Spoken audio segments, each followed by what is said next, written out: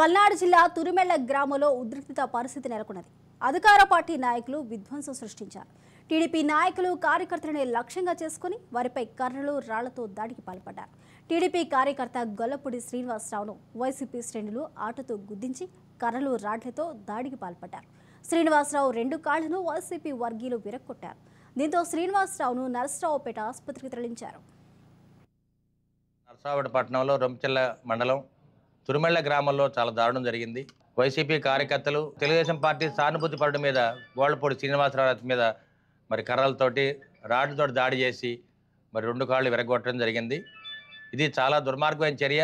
దీనికి పూర్తి బాధ్యత గోపిరెడ్డి శ్రీనివాసరెడ్డి బాధ్యత వహించాలి. అదేవిధంగా ఎస్పీ గారు కూడా బాధ్యత వహించాలి.